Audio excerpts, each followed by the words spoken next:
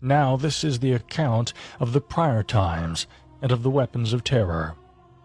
Before the prior times was the beginning. After the prior times were the olden times. In the olden times the gods came to earth and created the earthlings. In the prior times none of the gods was on the earth, nor were the earthlings yet fashioned. In the prior times the abode of the gods was on their own planet. Nibiru is its name. A great planet, reddish in radiance, around the sun an elongated circuit Nibiru makes. For a time in the cold is Nibiru engulfed, for part of its circuit by the sun strongly is heated. A thick atmosphere Nibiru envelops, by volcanic eruptions constantly fed. All manner of life this atmosphere sustains. Without it there will be only perishing. In the cold period, the inner heat of Nibiru it keeps about the planet, like a warm coat that is constantly renewed. In the hot period it shields Nibiru from the sun's scorching rays. In its midst rains it holds and releases, to lakes and streams giving rise. Lush vegetation our atmosphere feeds and protects. All manner of life in the waters and on the land so sprout it caused.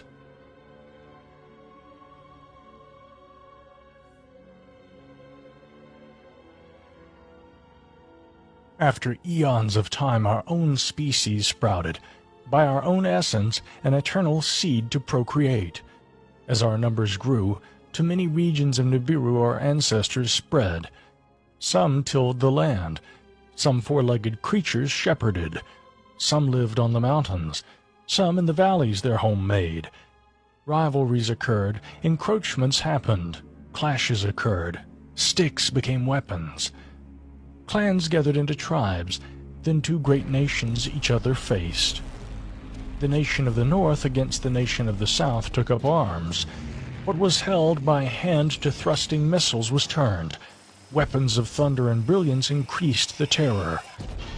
A war, long and fierce, engulfed the planet, brother amassed against brother. There was death and destruction both north and south. For many circuits desolation reigned the land.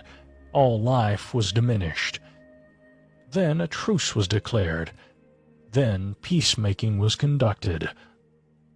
"Let the nations be united," the emissaries said to one another. "Let there be one throne on Nibiru, one king to reign over all.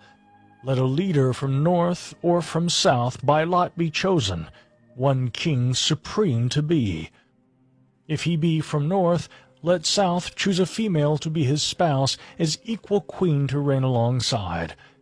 If by lot a south male be chosen, let the north's female be his spouse.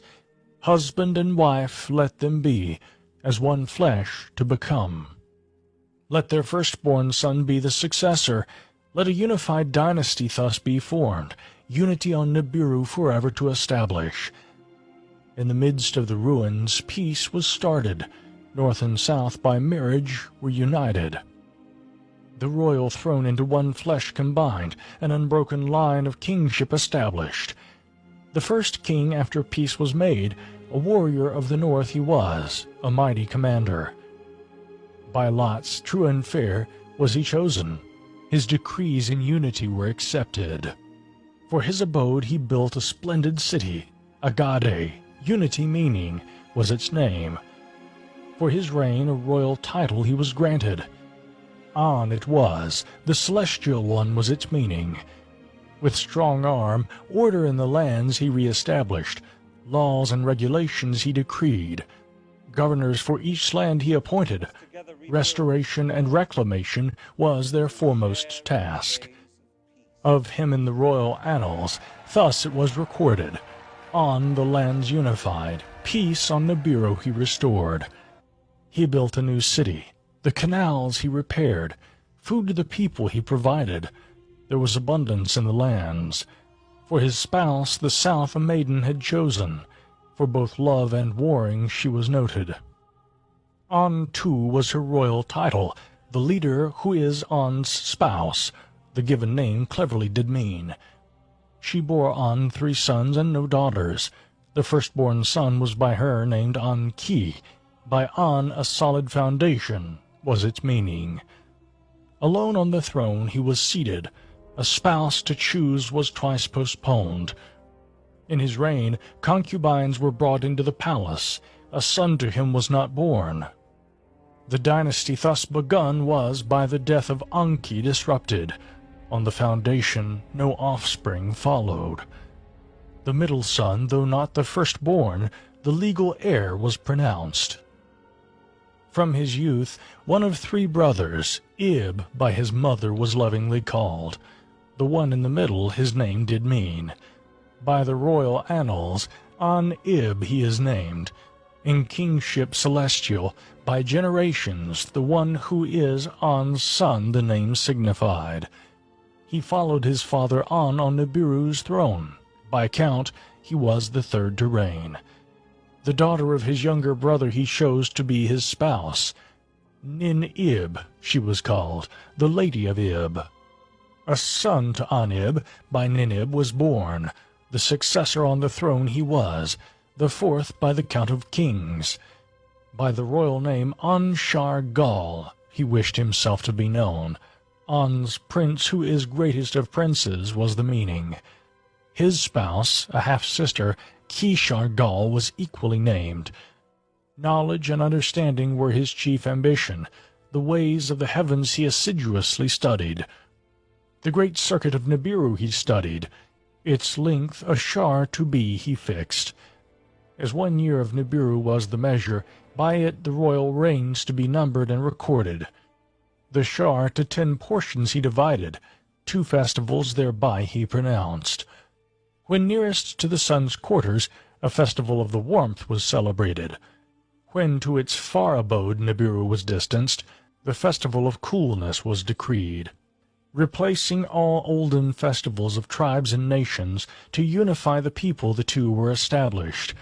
Laws of husband and wife, of sons and daughters, by decree he established. Customs from the first tribes he proclaimed for the whole land.